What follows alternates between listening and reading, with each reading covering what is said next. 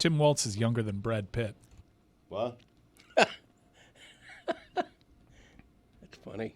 I mean, Brad Pitt's 50. He's my age, isn't he? Young 50, though. Isn't he 50? How old is Brad Pitt now? Older than Tim Waltz. He's like 60, Brad Pitt. Mike. Great mini facelift, by the way. If anyone knows where he got that done, Good work. let me know in like 10 years. Solid work. Do you think most people know that Brad Pitt has a facelift? I don't think people. Yeah. Oh, yeah. They know. The Everyone big knows. 6-0. You think most people know that Brad Pitt is 60 years old and has a facelift? Because I'd never considered it until you guys just said it right now. Did you see Bullet Train? Yes, but you seem He looked younger than he did in Ocean's 11 in that movie. Put It's it on well the known. Put it on the poll, Juju at LeBatard Show. Did you know that Brad Pitt had a facelift? What'd you think of that movie? Bullet Train. What? I'm genuinely asking. What'd you think of it? What'd you think? It was big and fast and It was dumb and nice, little fun, light movie. enjoyable. And, Bullet Train, yeah. Bad Bunny. And Yeah. a rare Bad action Bunny movie was in it? where he spends a lot of time fighting on a train and is a great assassin at the age of 60 because that's the age of all of our assassins these days. Aaron Taylor Johnson was good in it, right?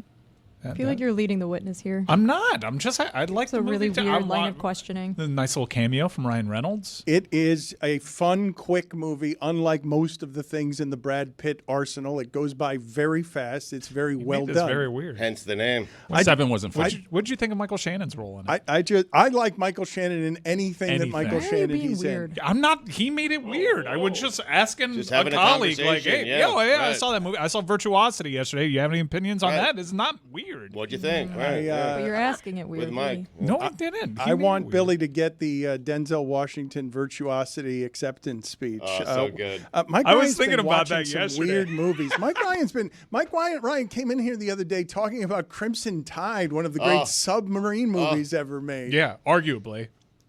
Roy and I were talking about Beetlejuice this morning, getting our little makeup done. Were you I jealous never that you saw weren't it. here yesterday? Oh, so you didn't. You and Tony. That nobody's seen Beetlejuice around here in a You demo. Better be careful. Don't say it one more time. What are your top 3 submarine movies? Oh, wow. Are there 3? Hunt for Red October is absolutely one of them. Crimson Tide is certainly in the. I think that's gold medal. Same. There's yeah. U-571. It's gonna be hard to there's come Down by. Periscope. It's gonna I be think there's hard a to Clark come Gable by. vehicle. A bronze medalist is going to be tough here on sub movies. Can a movie be a submarine movie and a shark movie? Yes. No, you have to choose one. If there's shark attacks. No. Wait a minute. There's No, the these are USS genres. Indianapolis. No. Like that's a The Nicolas Cage. Who's that's a Nicolas Cage battleship in that movie one? and a shark movie. No, wait a minute. You can't be both of those. I'm things. with Dan. These are two different genres. How about Right. workplace drama? Crimson Tide. How is it that you're making them both? You do not have a movie that is both considered a submarine movie and a shark movie. You are either a shark movie or a submarine I movie. didn't think that this movie exists. Billy's the one that asked the question. Well, the I- Meg has a submarine and a shark that is killing people. Spoiler alert. Yeah, That's- but the submarine's killing people too. Well, no, the submarine is going down to Right. kind of see the shark. The star is the shark, though. You know, if that counts, Titanic. The Meg has to be a shark movie. It cannot be a submarine I'm movie. just asking if it could be considered. I'm not throwing my hat in the ring for the I- Meg being the- a submarine I gotta- movie. I- No, the Meg is it's on the Google results for suspenseful submarine movies. The Meg and the Meg 2, The Trench. Look, a Google result gave us an obese pole vaulter today because Greg Cody didn't This know it one's was not AI. artificial It'll give you intelligence. anything. I No, mean, yeah. I am not willing to accept because Google registers this as a submarine movie. I will not accept that a Jason Statham vehicle where he's the second star behind a shark is a submarine movie. You guys have missed the biggest and first and original submarine movie, 20,000 Leagues Under the Sea. A classic and about a the- great ride. The Life Jules Verne, Aquatic. 1954. I don't think The Life Aquatic is a submarine movie. Does it qualify as a It's submarine certainly movie? a submarine Wait a movie. minute. So if you have a submarine in the movie, it's automatically a submarine movie? Have you noticed? Well, no, because Mission Impossible Dead Reckoning, formerly known as Mission Impossible Dead Reckoning Part 1, if you've noticed, since it's shown up on streamers, they've dropped the Part 1. Alluding to the fact that there isn't going to be a Part 2 to that. The next one's just going to be a whole new movie. They talk about this sub. It opens with like a sub scene, but the next movie's around finding this sub, and it's why it's gone so far over budget. It's because, I mean, Tom Cruise doesn't half-ass anything. He's getting real subs. What about submarine sandwich movies? You know what I've noticed? I've been thinking a lot about subs, and it's not just because I saw Crimson Tide, which is one of my favorite movies of all time. There's a NASCAR advertisement on one of the cars that's like buildsubmarines.com. I haven't. You know what? I'm gonna check that Interesting. website out for the first time because I wonder, is this like just for really affluent people to build their own private submarines, or is this like the submersible people? or is it a job placement thing? Like, hey, this can be. I actually think. Oh, dude, there was like a really funny picture that is building submarines right now. Hang on, I'm gonna make you laugh with this name. There's a funny picture. Oh, it was a guy from the Braves. Tip of my tongue. Wait a minute. So you're telling me that we've now got a submarine pitcher that is not someone who throws underhanded? He's just someone who He's actually building submarines. Yes. in my age, many years ago, I think it was Glenn Garber was an old timey submarine pitcher. You're telling me there's a Brave pitcher now? Strider is Strider? No, I think he actually threw submarine balls. I'm gonna find this picture, dude. There was a pitcher that's building submarines. We're talking sub movies: 50 Shades of Grey, 50 Shades Darker, 50 Shades Freed. I just Googled buildsubmarines.com. Really? And it appears to be a fairly brilliant ad campaign for the United States Navy. Oh. I love a good website name. I found this website called roadtripplaylist.com. Incredible. I just want to go. What should I play on a road trip? I don't know. Website will tell me. That's a shortcut. I've been taking those with movies where there are a couple of people, I'm stuck in an algorithm. Every time I want a sleeper movie of some sort, I get the same, I get just great information off of somebody who's done all the work for me by just saying, hey, here are 10 movies that nobody knows about that you should watch. Attaboy. Boof Bonzer. Boof. Yeah. He's building subs, huh? Tell me more. Find me as much information about this as you can. Billy, I really do feel I'm finding myself, because you and I had a conversation both last night and this morning, I am finding myself wildly disappointed. I feel like today was one of the days that we built Meadowlark for, that you were going to end up at your alma mater as one of the proud and most famous alums, and you were going to be there when it was announced. I'm assuming this news is going viral all over the place, that Florida International University football, the Golden Panthers, paws up. Just Panthers. They're just the Panthers now. It used to be the Golden Panthers. We've removed the Golden. Sun Blazers before that. Before the football. That they are what, 9-33 ever since Mario Cristobal left. They are they're not very good. I don't think that's an actual stat. well, they're 9-33 in their last 41 games. I know they were 30-24 in the game against UM. Yes, they were. But we had a chance for you to be out there with Armando Pitbull as they broke what I'm assuming is viral news, that what used to be the Golden Panthers have a new stadium that is now sponsored by Pitbull. You could have been there talking to him, and instead we failed to do all of that. The Bull. Well, I will say this. Lucy mentioned earlier that today or yesterday was one of the greatest days of her life because the Big Ten commercial came back. And I feel like today is one of the greatest days of my life because two of the things that I care about the most, FIU and Pitbull, have merged, and now there's a partnership.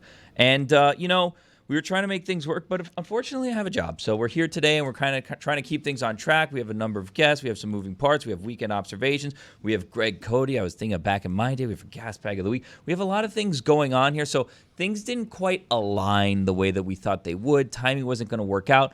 But I will tell you this. And I can't say too much, but I don't think that this is going to be the last time that we may have the possibility of encountering Pitbull and FIU. That's all I'm going to say. There may be news forthcoming on people maybe calling games or what have you, and maybe we'll have an opportunity down the road. All right, that is cryptic, but I was kind of hoping that it would all come together today. Billy, I was thinking, I doubt Pitbull took any one-on-one questions today or did any sort of long extended interviews, but I was thinking this is a really good starting off point for a longer partnership with Billy and Pitbull at FIU. Yeah, you got to play it cool. Let me tell you guys a quick story, a quick aside here about a way that we one time we played things the wrong way, and this was with not ever friend of the show. We were hoping to make friend of the show Jose Canseco, and we long wanted Jose to be on the show. And then I found, this is when I was doing a lot of the booking, I found a tweet where Jose Canseco praised something that Dan said on the show. So he praised it. He said, Dan Le Batard is exactly right. I don't remember. If I were to guess, it was probably ripping Rob Manfred because I don't think that he likes him either. So Jose then said, Dan nailed this. He got the nail on the head.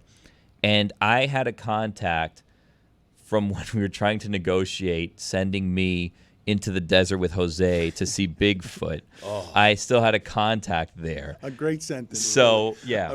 A truly special sentence. That was very close to happening. I know, you it told fell me. It fell apart because Jose kind of ghosted us, which is crazy because I heard the budget and they were offering him like legitimate money to make this happen. And I remember sitting down and telling my wife, like, they're putting substantially more than I make in a year into this idea. I don't know that this is. This was is ESPN smart. was willing to allow you to chase Bigfoot through the Find wilderness Bigfoot. with Jose. Well, no, Canseco. he knew where the Bigfoot were, so it wasn't Was chasing. it Bigfoot and aliens? No, this is just Bigfoot. But So Jose bailed? Is it possible he's Bigfoot? Well, I think that what happened is that it got too far. Like from what I understand, and we've told this story before, is there was a conference call with Jose's rep, but Jose was just in the background on the speakerphone and was participating in this call. And then like the stipulations that they had, which was like, well, you have to just get on Jose's RV with like 6 other people, and you can't have a camera person in there, and you can't really follow us because it's a secret location and all that. Like that's when things started unraveling because I think that a lot of the things were like, okay, well, we can work it around this way and we can work it around that way. And I talked to my wife. You and, were like, making all the maneuvers there necessary. were many concessions being made, and I think that he was not prepared for that. But anyways, I think Jose thought to himself, it never gets this far. exactly right, exactly right. That's what I thought was going on. And it's like,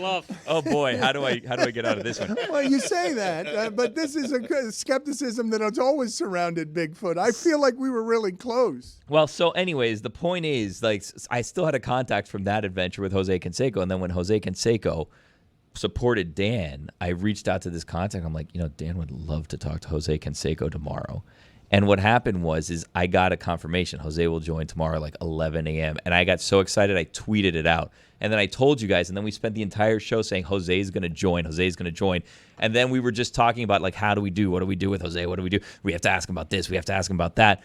And then we spooked him, and they canceled 15 minutes before. So I feel like maybe that's what Jess is alluding to with Pitt, is like, we got to slow play this to kind of make the relationship. We had inroads with him once before when Mike dressed up as Pitbull, and then he retweeted Mike, and he congratulated him or whatever. So, like, I feel like this is the beginning of a beautiful relationship between FIU and Pitbull, and then kind of we figure out our way in here. You can't scare Pitbull. If you scare Pitbull, he may Bite.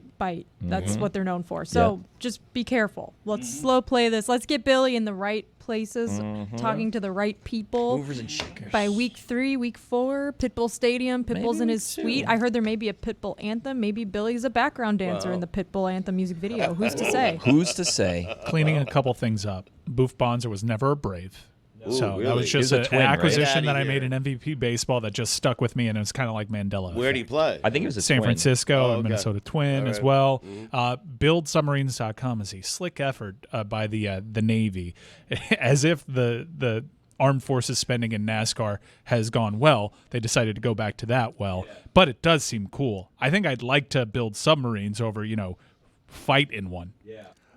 Submarines are a bit terrifying to me. I don't like the idea of them. I would get claustrophobic in something like that. It would seem I wouldn't trust a submarine. Seems like a really stressful work environment, especially if you get like half an EAS. Are you manning the submarine? I mean, are you in a Navy submarine? I'm manning the submarine in that I would be a man in the submarine. But what if I told Seaman. you for like near $1 million, I can get you and about 6 of your friends in a private submarine to see the Titanic? I would do I that. thought you were going to end with Bigfoot. To see, Controlled by an Xbox to see controller. Bigfoot under the sea with Jose Canseco. Logitech. Put up the photo of Mike Ryan with Pitbull. It's one of the better costumes we've ever had around here. Featuring. I do not blame Pitbull for being very excited that someone would come that close to You recreating told him. me I was, quote, crazy for this one. It was Dale. it was a seminal moment in this show's history. I want to, Greg, you had already given us. Do you think I can fit in that suit? Oh, no way. No way. You are correct. I tried. No way. How does this suit not fit after 8 years and 40 pounds? It's a terrible feeling. It is not great. But Someone do something to my suit. Greg, you did go to buildingsubmarine.com. You reported the news before Mike Ryan that this was a lovely website, that you thought it was ingenious advertising. I think it's a brilliant ad campaign. I really do, because the idea of building submarines is fun. It's a go-to website name, if nothing else. You want to build your own submarine. You know, I mean, Elon Musk builds rocket ships. Why can't I build my own submarine? I have been disappointed today. As I said, I wanted to start this long-term relationship with Armando today. I wanted it to have legs today. But I am certainly used to around here hearing a lot about wonderful and great ideas that never end up happening. One of them that I thought was ingenious, Billy, this was your idea, and then I don't know what happened. I went on vacation and it hadn't happened. We had a billboard possibility here all over South Florida that would have been, you would have done a QR code on a billboard and you would have gone to it. It would have just been that. And it would have just said something religious about, saving somebody or, and then you would have just gotten inside and it would have been Connor McDavid is not a savior. He's overrated. That's what would have been inside. We would have had billboards all over South Florida. I thought it was going to be executed while I was gone. What happened? Well, so this was going to happen. It was going to happen in Edmonton because we got turned down by Edmonton by multiple people. Regrettably. So then what was going to happen is we came up with like an acronym. And the letters spelled out choke, and it was going to be on a board, and it was just going to be like very vague in a QR code, and it was going to be like healing, emotion, like things like that, so like to maybe entice people that are looking for like salvation to click on this thing, and then once they clicked on that, we were going to have also a fake website to get it by the campaign. So there'd be a fake website, and then once we announced it live, we were going to change the website, and then I was going to say about how much Connor McDavid is not your salvation. He's a choker. The old bait and switch. That was gonna happen in Edmonton. And then what ended up happening is then we put our efforts into finding a billboard in South Africa that you were going to see by the airport with Greg Cody's face. And we were trying to figure out when you were going to drive by the airport to see Greg Cody's face. What a great joke. Yeah, and then what ended up happening is we just got like six around South Florida. No, we got a couple here. The price was right. It was free, I think. Yeah, what ended up happening is we didn't do anything. But we looked at South Africa to have Greg Cody surprise you on vacation. Inspired. You get points for the idea. No, you don't. All we do is have ideas that we don't complete around here, including meeting up with Pitbull today. But no points for having one? No. I mean, come on. Do I get any points? We should interview Boof Bonzer. Ooh. That's my contribution. How about to this, it. Dan? Can we Here's some finish that story. 2 points. Yeah. Yes, Yes. I would love to interview Boof Bonzer. I would also love to interview today someone talking about produce from a produce section somewhere that has that can tell us whether or not it's okay to break ginger in half. I would also love for somebody to bring in pickle brine so that Greg Cody can drink it during the show. But none of those things will actually happen. Don't forget Steve Quarter. We need him on the list. Yeah. Well, I have something you might like, Dan. It's a segment that you're always talking about, and we haven't done that many times. A gas bag of the week. You want to do that? Oh, wow. Yes, please let's do. Finally, thank you. I want to win this. Gas bag of the week. Who is our gas bag of the week? Gas bag of the week. Grifol has been turned into this obsequious, sniveling. I don't know if he's been turned into anything. This absolute Uriah Heep, where Jerry's a great man who wants to win. He's a great man. I think that he's always been that. Jerry, if you talk to people who know Pedro or have known Pedro Grifol, that's one of the things that I was told to look out for. That he's a climber, just an inveterate suck-ass. And this, Jerry's had tough decisions to make. It's not a tough decision to fire your dumb ass. That's an easy decision. He doesn't make it because they don't want the aggravation of having to slide somebody else in there and maybe give somebody a bump in salary. You're paid no matter what. Put Pedro out of his damn misery already. Oh, That's Dan Bernstein of 670 The Score, railing against the Chicago White Sox, who have now lost 21 straight. That's actually led to our first ever follow-up video on the gas bag of the league because things are not going well for the Chicago White Sox at the moment, Dan. That is mean Pedro is 100 games on the 500. Yes. And he got the job. He's 100 games under. Boy. Yeah. That's tough. So I gotta go to college tomorrow. I gotta go to the doctor. Psychologist. No, I do. I have to bring my, because some few years ago I was happy, man. Now I'm bitter and weird. You're bitter watching this team play? No, just like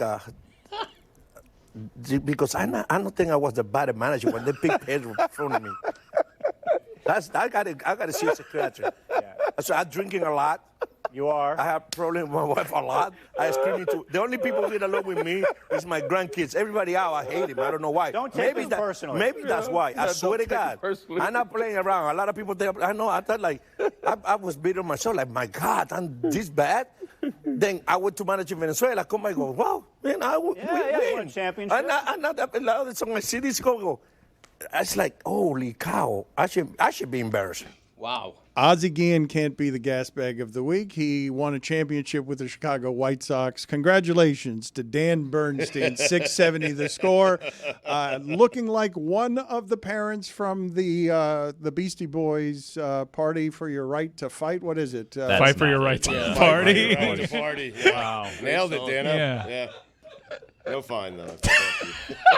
That is a fine.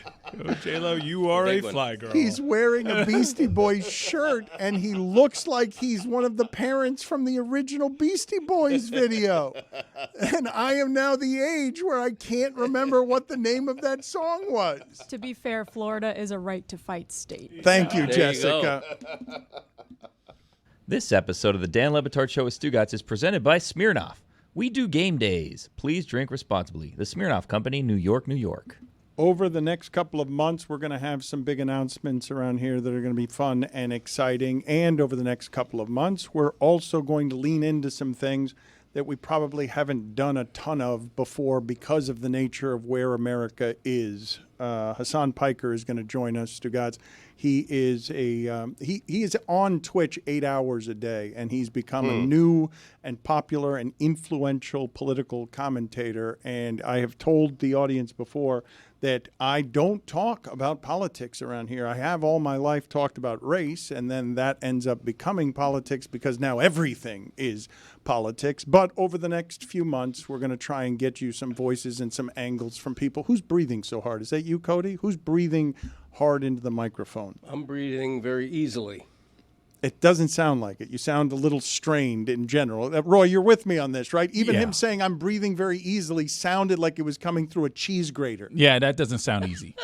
Huh. Okay. I tell you what, when I'm not speaking, how about I go like that? Or you could now just you sound too low. Or you could just breathe quieter. Stop breathing. Like you could just not stop breathing. We don't know. Nobody here wants that. Nobody here wants that. We all dread that day. Don't stop breathing, but you could breathe a little quieter when the microphone is right under your beak. Okay. I'll take the blame for that. I'll just, the mic is probably too hot on Greg. Yeah. It's not Greg's fault. Greg's doing a great job of breathing. Good pace, good in, good out. I'll turn down his mic a little bit when he's breathing. Because I think that it's just turned up and the mic's a little too sensitive. Because Greg's doing a great job today. Thank you, Billy. The whole time he's breathing? No. That would We'll be play the it by whole ear. show. Play it by ear. Figure it I out. can hold my breath. How long? Not here's what I very can long. do. Let's not do that. I'll hold my breath for like a minute, Uh-huh. a minute and a half. You can't do it for a minute. Oh, yeah. I feel Really? like Oh, yeah. back It's in an the Olympic day, competition. I think old Greg Goat back in the day used to go underwater in a pool and hold his breath longer than any other kid around. Yeah, but Greg- that was Sounds like a Cody pre-asthma, Olympic but, event. Greg, you can't and shouldn't hold your breath for a minute. We can try it if you want. It's his breath. I don't think it's Why safe. don't you do it practice it on your drive home? No, and then we'll do it not in the next car. week. Not in the car. Bad idea. Wait till you get on the couch. No. driving around in his Corvette as a I think- weapon? I haven't fainted in months. Don't worry about me. Yeah. Why don't you just hold your exhales for the moment? Okay. Then we'll try one at a time. We'll hold the exhales and then we'll hold the inhales. Here's the thing, Billy. I'd be for trying this. This has been happening more and more around here. I'd be for trying as an exercise. From the maker of a staring contest on his audio podcast, The Greg Cody Show. That was a featuring good one, Greg though. Cody. Idea, man. Yeah. I would be for just sitting here and watching him hold his breath for a full minute, and I assure you he's not going to be able to do it. I think he could. I don't think he's going to be able to do it.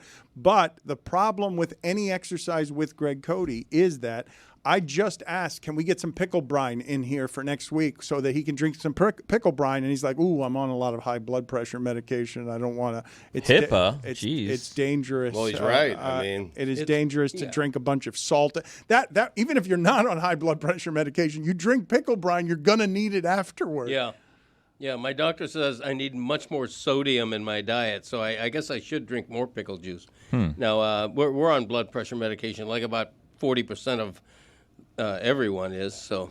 Put it on the poll, please, at LeBatard Show. It seems like you ran out of breath there. Well said. It's 40% of everyone. At LeBatard Show is it's 40% of everyone. No, this is about when he starts to fade, yes. Is 40% of everyone on high blood pressure medication, yes or no? Stugotz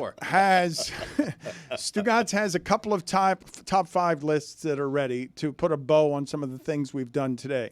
One of them is top 5 players in sports who connote die. Yes, dice. The plural of dice, not hair dye or not people dying, like Greg Cody would do if he held his breath for a minute. And top 5 people in sports who connote through their name produce. Yes, something you would find in the produce aisle at a supermarket. Right, yes. not production, not what you think of as production in sports, produce. Like Not Ginger from Gilligan's Island. Like Al Banana. Like ginger that you crack in half. Ginger that you Al crack Banana. in half. Let me scratch him off. Yeah, you got to get rid Sorry. of Al Banana. I should Jose Cilantro. Al Banana. This is not how you play the But game. it's just produce, like it can't be Jared Mayo. I don't know. Ooh, That's a great question. condiment. That's a condiment. Different That's category. things you would find in the supermarket in general. We could play that game. No. Well, what about juice that's next to the produce? Ooh. No, but it's not produce. Does Bill Raftery count? Onions? Not what we're Thought doing. about it. Let's see. Which one do you want to do first? Oh, I just thought of a good one. Let's do produce. All right. Top 5. Let's see if yours is better than any in his top 5. Let's see. Ready? No, you wait until okay. Okay. Why would I want it? This is a man that can hold his top breath, one. I'm telling you. Come on, Yeah. it's noon. Go He's ahead. sharp as a tack today. Sharp as a carpet tag. Have you noticed that this is when you tend to deteriorate on Tuesdays, or have you not noticed this? I'm just peeking. Yeah. Number 5, Stugotz, or do we have any OLI? Nope, just a straight 5. Is Dan. this just sports or all of entertainment? These are top 5 people in sports, athletes, who connote something you would find in the produce aisle at a supermarket. So no Gene Shalit. I mean, you say people in That's sports. produce. Coaches, like you just said, athletes there. So you need the. At this point, Top 5. just giving the 5 would be quicker. Number than all of 5. That's true. Kelsey Plum, Number 4. Eli Apple, Number 3. Cleo Lemon, Number 2. Don Cherry, And number 1. Daryl Strawberry. A fine list. Greg Cody, do you have Julius any? Peppers. Do you have any better than that? Yeah, I had Bob Lemon, not knowing he was going to do Cleo Lemon, so I had to audible to Ralph Pomegranate. Oh, Ralphie. Yeah. Good list. Pommy. Thank you. Thank you, everyone. So your ad lib off of Bob Lemon when you scurried away because he stole it with Cleo Lemon was to go Rob Pomegranate. Ralph. Oh, sorry. Yeah, come on. That's another 5. Rob was his like little known brother. My bad.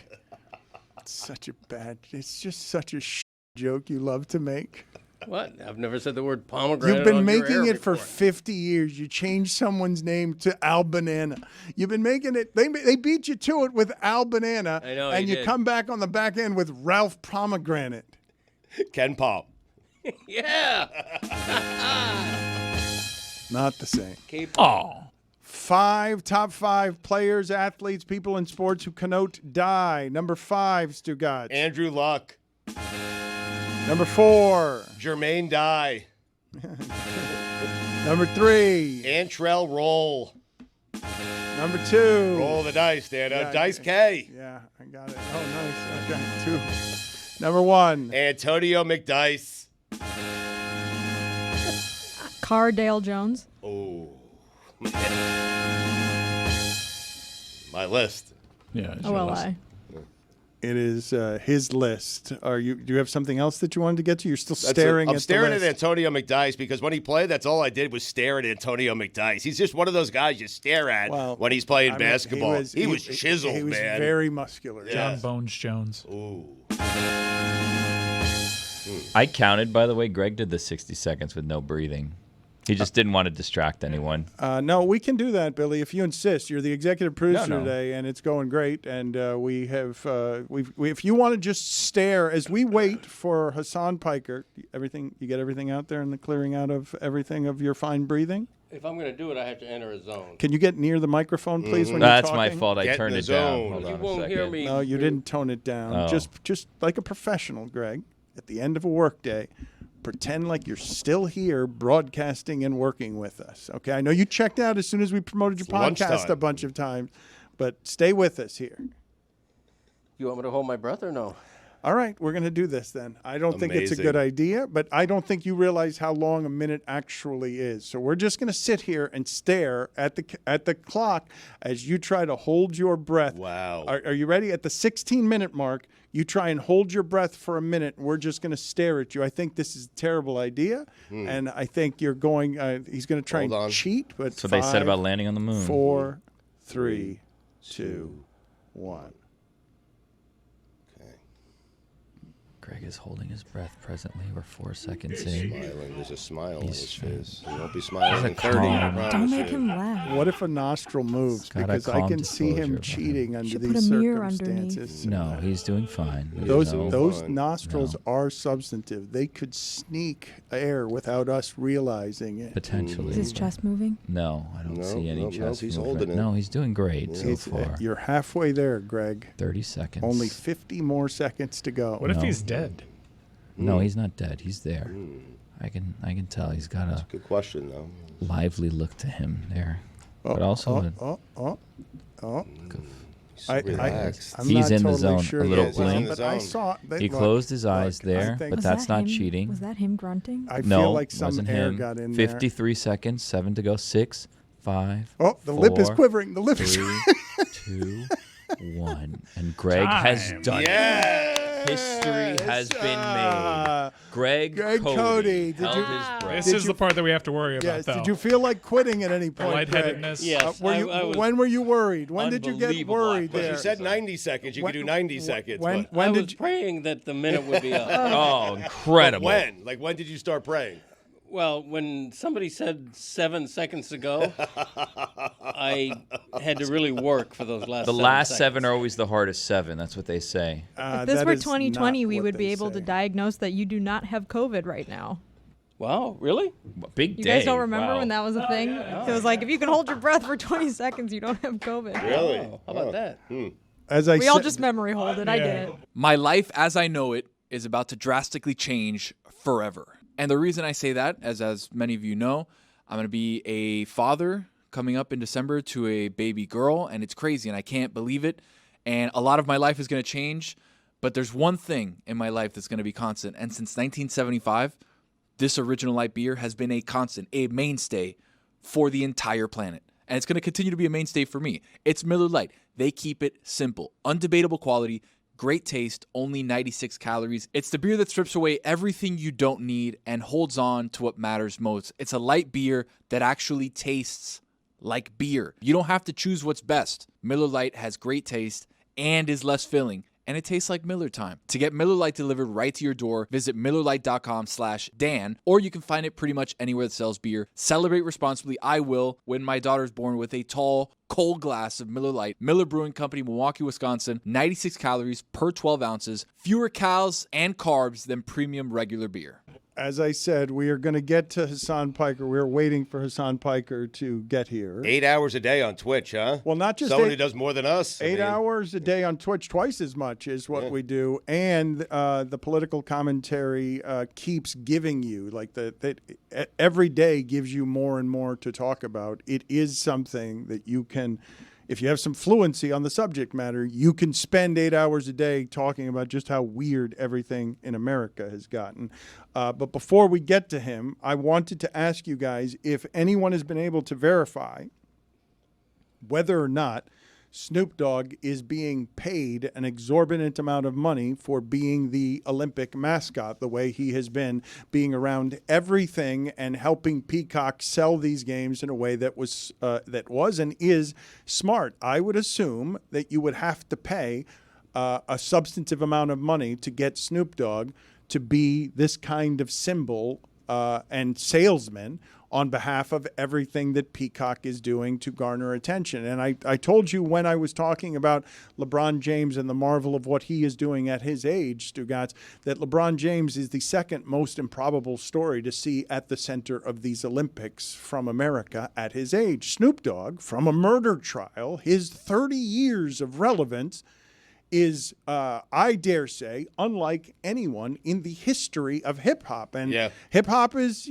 50 years old, and there are plenty of guys in their 50s, but nobody gets to be this. Like, he has done commercials, like with, I think it was, like, about Lee Iacocca and AOL, and I was surprised to see that, like, 15 and 20 years ago, to see him go and be that mainstream, for him to cross over from hip-hop and when you're coming from Death Row, Stugotz, Ice Cube has been in and out of public favor because his politics and assortment of things people find objectionable. Nobody gets to be beloved this long from hip-hop and go from murder trial to this kind of Olympic mainstream. It's just a super unusual story. The reports are, and this is according to Forbes magazine, is that Snoop is getting paid $500,000 every single day plus expenses.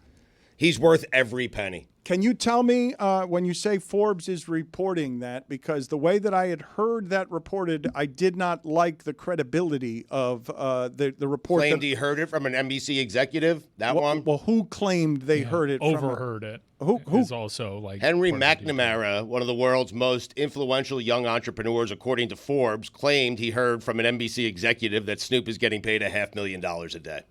Okay, so that's a flimsy report. It feels like. Well, you gave it to Forbes, and you gave it the weight of Forbes after we had a conversation about the credibility of a Deion Sanders story, and it was just overheard at the Olympics by an entrepreneur is different than Forbes is reporting it. That's fair. My apologies to Forbes. I just don't know how much that would actually be worth, because I would imagine Snoop Dogg would not be cheap. Some people have theorized that this is just part of a promotional effort because he's part of The Voice show, correct? Which is also very popular.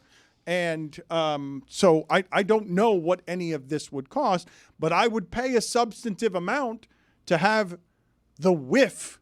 I just can't believe I'm saying any of this. The whiff of this marijuana smoke around my Olympic events. Like, the idea that he has outlasted the stigma, the American public stigma of just, never mind murder, a murder accusation, a murder trial, the stigma of marijuana, that he's outlasted it.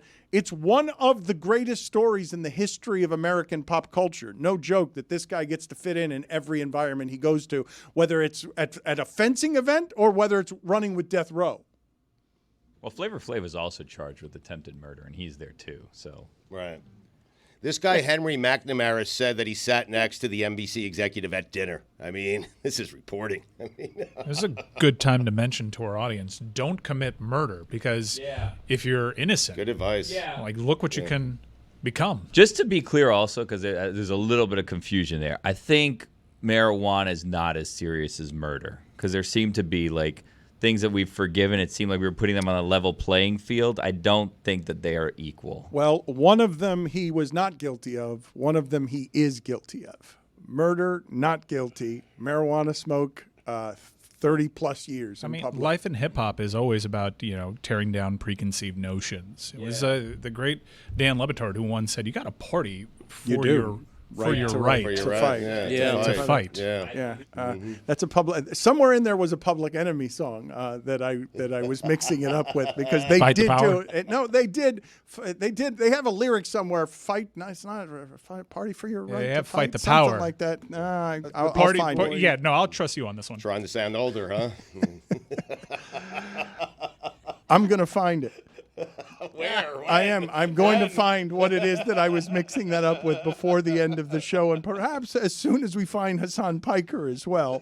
We're going to get to Stugotz's weekend observations here at some point as well, but I have still not gotten, and we started the show here, And I'm scared this late in the show to go to this because when we started the show here, it ended in a place where Greg and Stugotz were deciding that they get to decide who's American in this country. Whoa, we never said that. Never Greg said did it. Yeah. But Never said it. off of Stugotz's unpopular opinion yesterday that got him in trouble with a lot of people because he went after Simone Biles, Greg Cody also has some Simone Biles opinions that I believe to be controversial. I don't know if you're going to wade into the waters as deep as Stugotz is. Are you?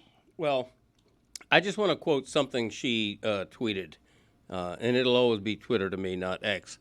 Simone Biles said, and by guys, I assume she meant fans and media. She said, "You guys really need to stop asking athletes what's next after they win a medal at the Olympics." Simone, you're in a profession that attracts attention and publicity. You're the GOAT. You're the all-time greatest gymnast. You've hinted that you may continue, not retire, and be back for the LA Games in 2028, but you haven't made that definitive. It would be negligent for fans not to wonder and for media not to ask what's next. So don't go on Twitter and take great umbrage and insult that anyone would ask you what's next when that's one of the big stories in sports. If you're still doing this at 31 and still winning another gold medal and the GOATdom continues for 4 more years, huge story. Everybody wants to know. Someday people will stop caring about Simone Biles. Don't hurry that day. Jessica has dropped her head in her hands. I'm off the hook, it seems like. There is great shame all around us now, and on top of that, you're breathless. Well, I regret great. not going to immediately going to you after you had held your breath. I could hold my breath for a minute and a half now if I wanted Oh, to. boy. But I don't. we Let's gotta do do that. that. Let's But do I that don't. now. Still reeling. Jessica, why did your head drop into your hands? It was like such a profound take from Greg. I admired how seriously you took that. Gold medal for Greg today on takes. It's a take. What can I Nice. tell you? Do you guys want to hear any of Public Enemy's "Party for Your Right to Fight"? No, thank you. Jesus, man. I have it right here on my. I have it right here on my phone.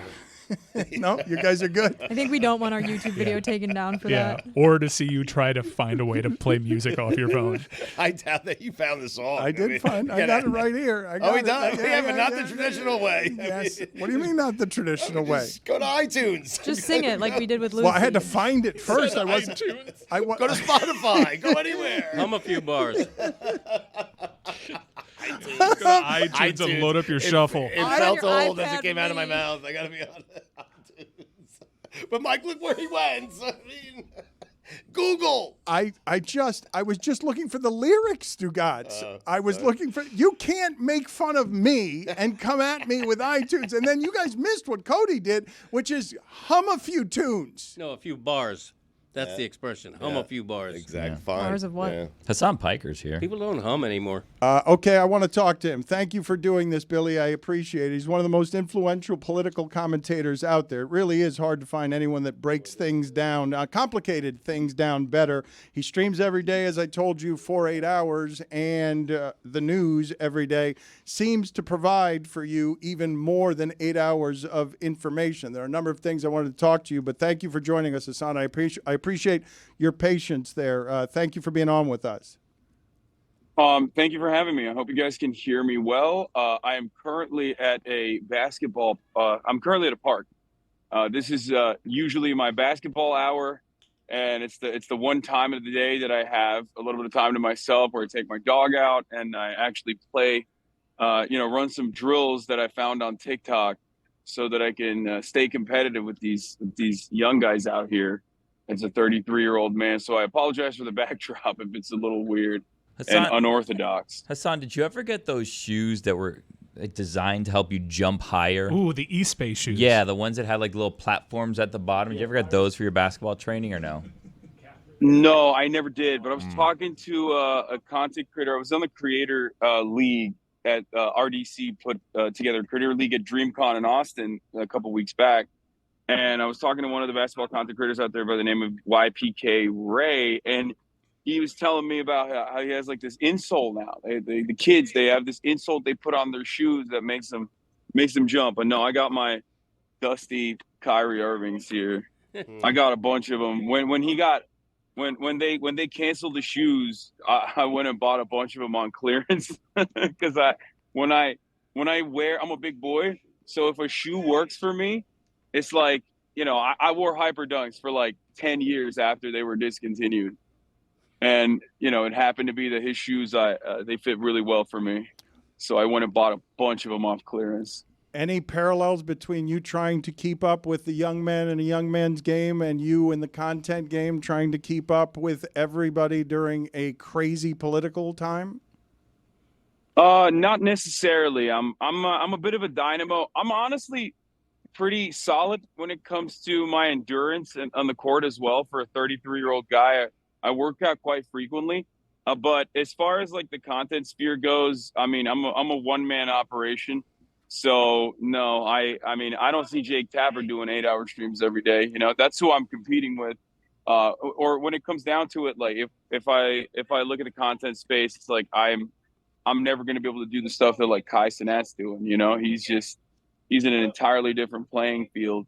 He's a very entertaining guy. I love him. He's great. But my lane is politics. I try to merge the two. I try to merge the entertainment and the politics stuff together, and I hope I do a decent job at it. But overall, there aren't that many hours in the day for me to be able to do even more than I'm doing currently. We are getting you on here before you are starting your workday, so I don't know if anyone's heard what your thoughts are on Kamala Harris naming Minnesota Governor Tim Walz as her VP candidate. What are your thoughts there? Oh, I love it. I'm very excited about Walz. Walz he's a fighter. He's done a lot with a very slim majority in the state legislature in Minnesota, and I've been writing for the Democratic Party in Minnesota for quite some time. So I'm actually very excited about Walz. I definitely think he was a better choice than Shapiro.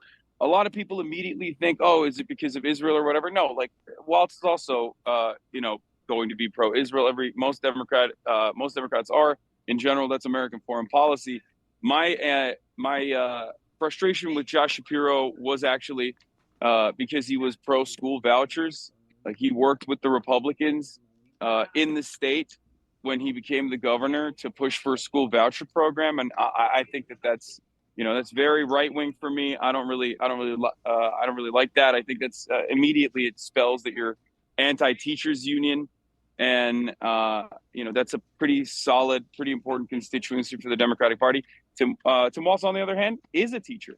So I'm very excited to hear how he will communicate a more progressive agenda for the Democratic Party. I think they actually have listened to the voters. They've been doing a lot of good things this past month, especially.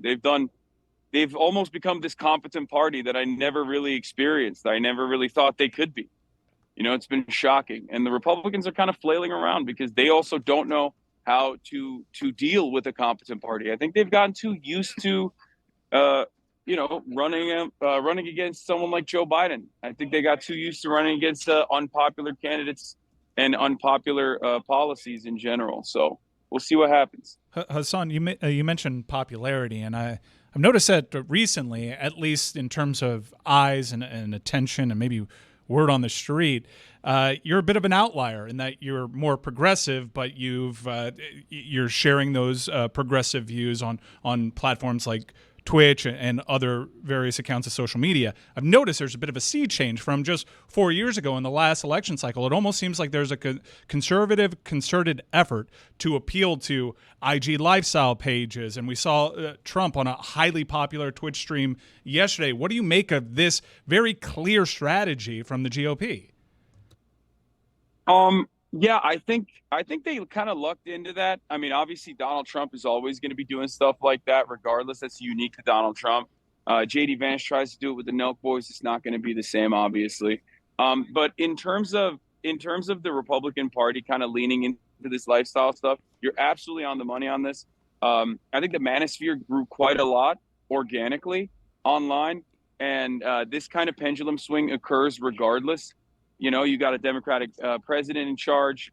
All of a sudden, people are going to go back to the regular old culture war issues. It's something I called immediately. As soon as Joe Biden became president, I was like, we're going back to the culture war stuff. It's going to turn into like Gamergate era politics. Everyone is going to be talking about trans people this, trans people that, things that actually don't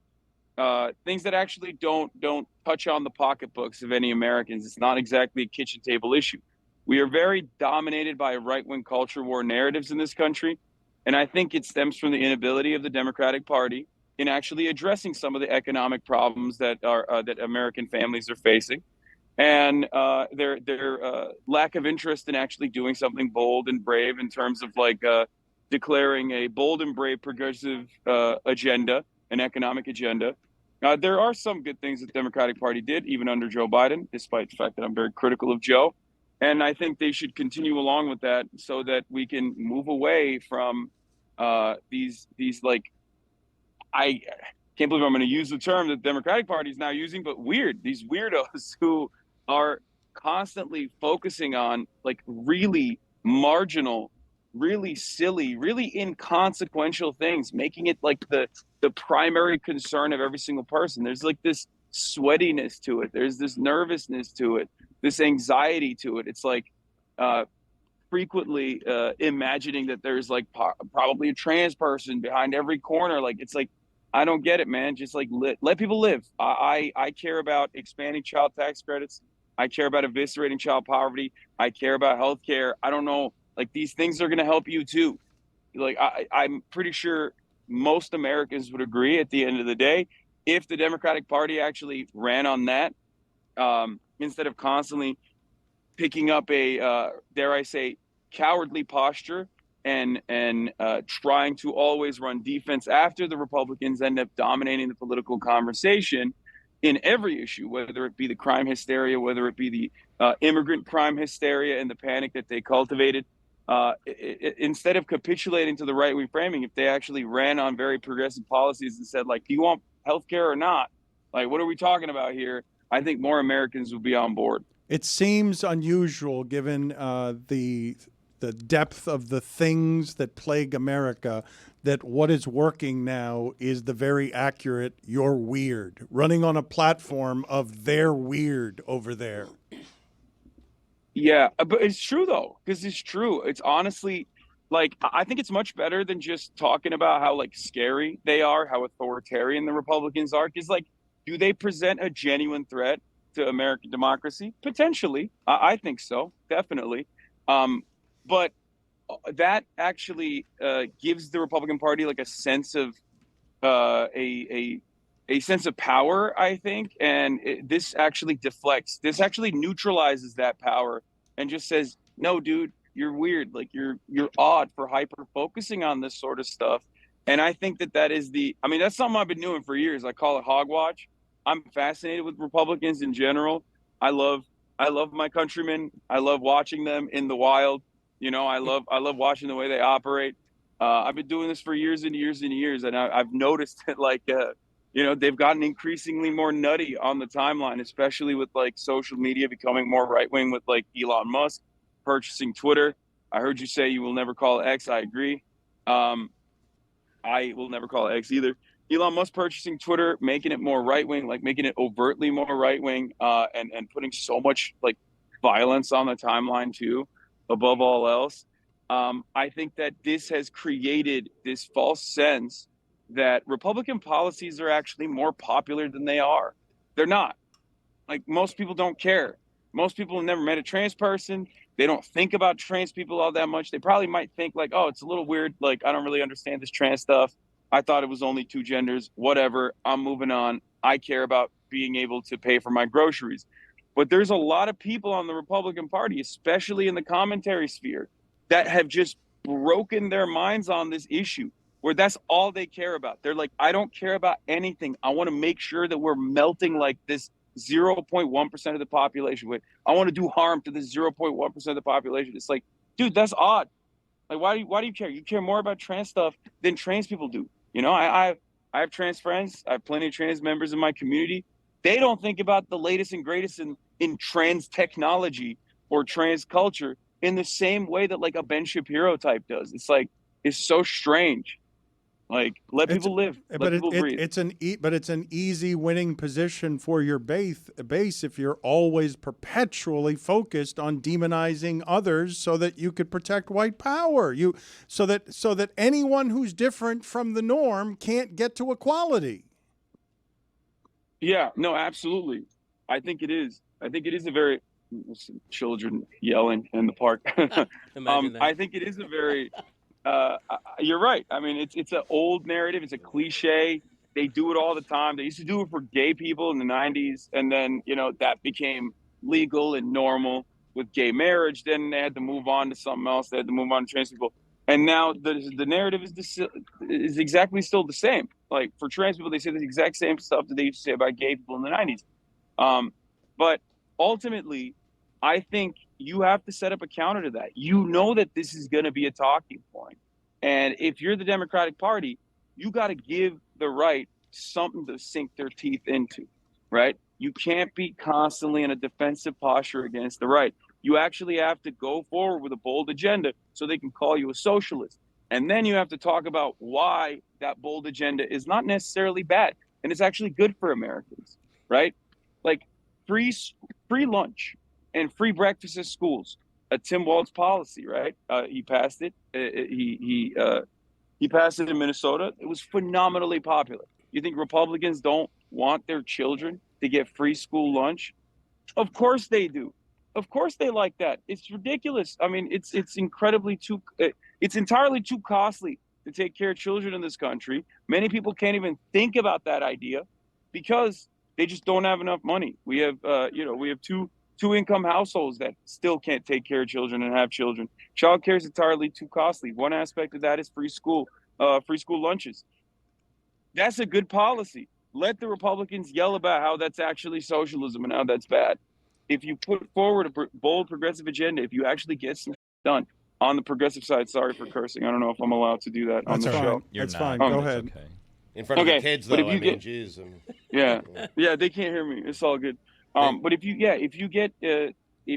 get stuff done, Republicans are going to inevitably try to position themselves against that stuff.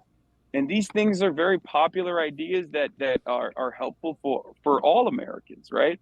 So that's part of the reason why I think it's. I fault the Democratic Party a little bit for where we've gotten to in terms of the discourse here, but it's not like Republicans just started yelling about trans people. It's not like Republicans just started saying that like immigrants are doing crime and they're rapists and they're drug dealers or whatever. They've been saying that because they know that they have to actively campaign every day for 4 years and not every 4 years. Whereas Democrats, on the other hand, only campaign every 4 years when they remember they have to, run for office. And then they're like, whoa, this stuff, this immigration stuff, maybe it's gotten a little too out of hand. Maybe the Republicans are right, which is the dumbest thing you can do.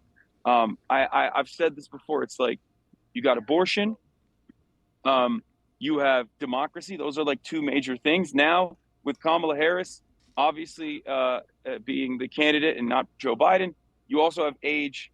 You have instability. You have all these things. You can also talk about how progressive Kamala Harris is in comparison to Donald Trump. These are all in the pocket for you. This is your strong suit, right? Play to your strengths. Never talk about immigration. Never bring that up. Joe Biden should have never done the right-wing immigration bill. They should have never capitulated to right-wing framing on immigration. Democrats historically have always done things like this. They always tag to the right, but they always end up losing. They always end up losing because that's their strong suit. That's what they're good at. That's what the Republicans are good at. I don't know why you would, like, if you're LeBron, you don't have to play chess. You could do the dunk competition against like a grandmaster. You know what I mean? I don't understand why Democrats are like, I'm LeBron, one of the greatest athletes of all time, and no, I'm actually going to play chess instead of the dunk competition against a grandmaster like Hikaru or Magnus Carlsen or whatever. It just doesn't make sense. Can you explain this part to me, though? Because Kamala touted that right-wing immigration bill in Atlanta last week, too. Like, why is it that that seems to be the point that both parties can agree on? I mean, the stuff with the deportation, it's a bit crazy. A bit crazy. I mean, it's very crazy. And Donald Trump is talking about Eisenhower. He's talking about a word I can't say because it's a slur, in the aftermath of the Bracero program, where we deported 1.3 million Mexicans from this country, including Mexican Americans, as a matter of fact, not just people from, not people whose nation of origin is Mexico. We did that. We did that during World War I. We did that in the aftermath of World War II. And Donald Trump's touting that as a popular policy. And it's got like 60% approval right now. And a big part of the reason is because there's no counter messaging against that from the Democratic front.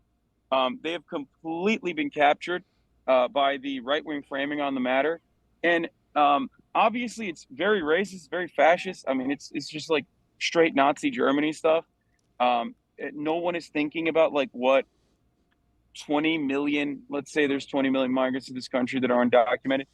How exactly are you going to do the mass deportation? You're going to start going into brown neighborhoods with BORTAC, with the American Gestapo, Special Weapons and Tactics for the Customs and Border Patrol, in what the ACLU calls Constitution-free zones, and you're going to start doing door-knocking operations and cast a dragnet over brown communities, and then put them in CCOT style, like in El Salvador, like mass detention centers, mass deportation facilities. You're going to put them in front of one judge, 200 at a time, because there's 20 million people. That's a lot of people, right? You have to make this process as expedient as possible. So now you're putting 200 people at a time in front of a judge that is declaring them to be illegal.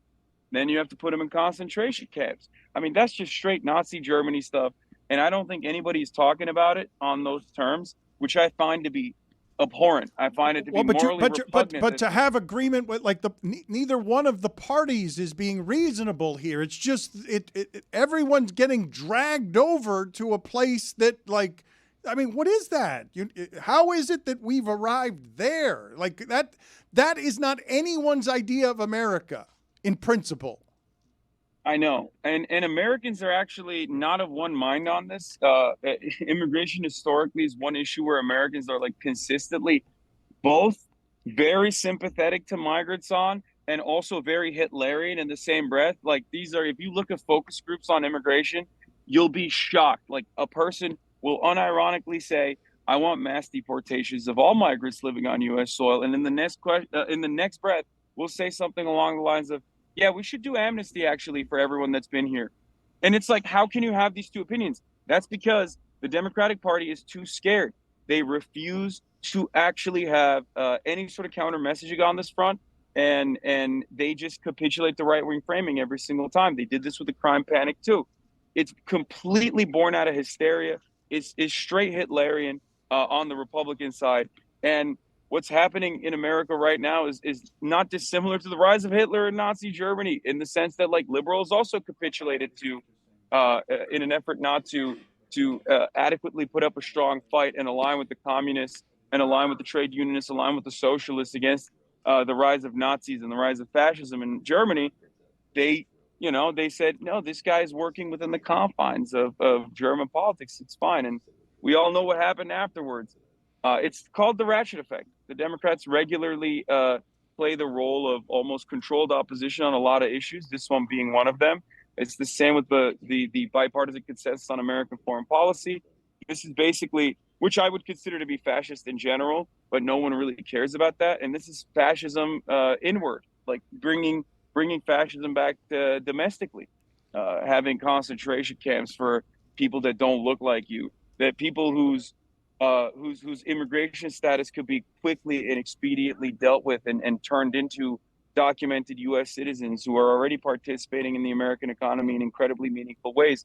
People who statistically are less likely to do crimes than natural-born U.S. citizens. A fact that Democrats should be saying every single day of the week. They should be putting that front and center. It's just completely made up. This hysteria about migrant crime is completely made up. Crime is down.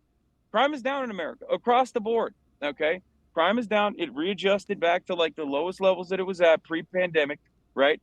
And it's only going down further and further. So the idea that like we have tens of millions of migrants crossing the border and they're doing crimes is so silly. It's like, okay, migrant detentions are up, crime is down. So what's going on? Is it that they're just like doing less crime? Is that what it is? Well, turns out that is actually the case.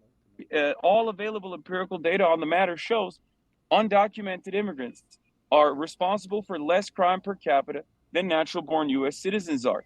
I'll give you another fact.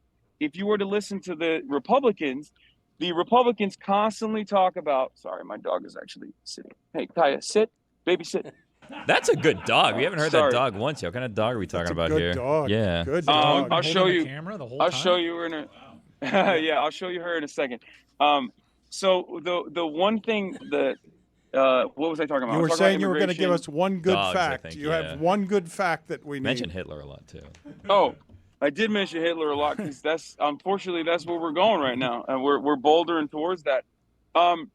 So, like I said, Democrats should constantly be talking about the fact that there is no readily available empirical data to suggest that immigrants are doing more crime. As a matter of fact, the only available empirical data shows the exact opposite of that reality. So it's a pure Republican hysteria, Republican panic, and it's really racist panic. One other thing I will tell you is this. Donald Trump talks about immigrants are responsible for hundreds of thousands of deaths every year. That's what he says. He says that at his rallies. He says that as the RNC. I've never heard from a Democrat be like, yo, hold on. What are we talking about here? That seems like a big old deal. I've never heard a Democrat go, that seems insane to say. Let's take a look at the data. Well, I did look at the data. Customs and Border Patrol data shows. Do you want to know how many murders undocumented migrants committed this past fiscal year? Yes, I would, because I did see what John Oliver did on what you're saying there, that migrant crime is a total fiction. There is nothing to support it. It's just a made-up phrase. Yeah, it's completely made up. You want to know? I'll tell you what it is. I looked at the data. 23. So that means, and we've definitely heard 23 horrific, gruesome things that an undocumented citizen has done in this country. So that means that every single instance of a murder committed by an undocumented migrant was heavily publicized in this country in an effort to make you think like they're doing crimes every day. This doesn't mean that like undocumented migrants are responsible for zero crimes. Of course not. Everyone, they're human beings.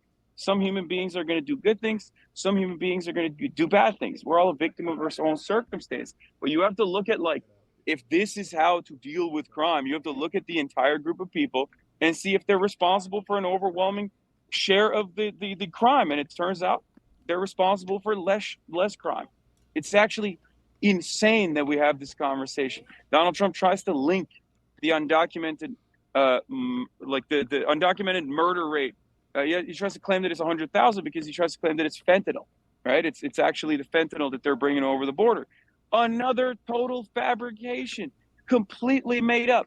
90% of drugs that are coming across the border are apprehended. This is the Department of Homeland Security's own data. This is not, woke Marxist Hasan making this up. This is the Department of Homeland Security, okay? So according to the DHS data, and this was the same under Donald Trump, it's the same under Joe Biden, it'll be the same under Kamala Harris or whoever becomes president. The Department of Homeland Security's own data shows 90% of the drugs apprehended at the border are not actually like border crossers, right? It's not a law-abiding abuela from Guatemala who walked all the way to America or tried to cross the Rio Grande River, like carrying bags of fentanyl over the border. That would be insane. That's an unsustainable business. That's an unsustainable operation. You know who's actually trafficking the drugs? White American citizens that are crossing over the border after getting their cars chopped up by the cartel. Of course, 90% of the drugs are apprehended at regular points of entry, according to the Department of Homeland Security's data, and more than 90% of those apprehended are American citizens because they're the ones who are less likely to get stopped. Like we're the Millers. That's it. This guy is full of. He doesn't know at all of the fentanyl carrying abuelas we have in Miami. And you look Tell like that to my grandma Juana. You look like Miami. You were briefly. I lived there. You were briefly in Miami. I think he's there now. I've been to that park. I know that park. It looks a little like South Beach, but it is not that park. It's Coral Springs. It's not the park in South Beach. We've got a couple of questions on the way out. We've got a couple of questions. We need to see the dog, and we need to know what kind of basketball drills you were doing. Yep. I follow a bunch of TikTokers. This is my dog. First of all, nice. Here she is. This is Kaya. That's a good girl. She's a very good girl. She's the best girl. She's a little baby still. She is only around 18 months. But she's very well trained. She's a big dog. She's a mutt. She's a mix between Chow Chow, Tibetan Mastiff, and a Saint Bernard. That's number one. Number two, what kind of drills do I do? Yeah. Honestly, it's been a while. Like, I haven't played like organized basketball at all in many, many years, since high school. As a matter of fact, that's multiple decades at this point, almost. So I just look at TikTok, whatever pops up on my TikTok feed. I see like, there's those guys, good drills. I post good drills. I forget what that dude's name is, but they'll always have some drills on there. And then I try to do some of that stuff so that I could be a little bit more explosive in my old age. Because unfortunately, I'm a little too slow. I'm 6'4", I'm 230 pounds. 6'4". And yeah, I'm entirely too slow. This is like, what is that? That's like a shooting guard status in the NBA, right? Yeah. I mean, Steve Kerr was 6'5". He's Yeah. going to post you up. Steve Kerr would have posted you up at 6'5". Can you dunk? That's what I'm saying. I used to be able to. My knees are pretty bad. Right. Come I on, give wear it a knee try. braces. Go. Let's Go. give it a Give it try. the insults. Let's give it a try. I wear knee braces. I can't. Maybe I can't today's dunk the right day, now. though. Yeah, We'll you never know. Right. Yeah, Good, maybe. good talking to you. I will tell the people. You can follow his Twitch channel at Hasan, A-B as in boy, I. Thank you. Good catching up with you. Thank you. Thank you for having me. Have a good one, guys. All right, man. Thank you, sir. Jess, do you have an update for us? I need an update. What kind of update do we have? Breaking news from Jimmy Traina. Charles Barkley to remain at TNT. Will not join ESPN, NBC, or Amazon. Will not retire. Oh, Jesus. Shocker. He's going to kill it on the NHL coverage. Golf. How are they going to do that? Well, I did actually read that they plan to utilize him on their NHL coverage, and Charles is a huge hockey fan and often appears there during the playoffs. But they have loads of sports properties. College football now. Yeah, they license the college football playoff, a couple of college football playoff Baseball, games. March Madness. They have- Baseball. They have 2 majors in golf. Charles loves golf. AEW, Wednesday yep. Night Dynamite. Charmed watch-alongs. They know drama, Ooh. man. Figure it out. But what about the show? What about the entire show and the basketball Well, I'll be show? curious to see if they continue that without the NBA rights. It'll be a bold move. Maybe they call it Inside the Basketball. Huh.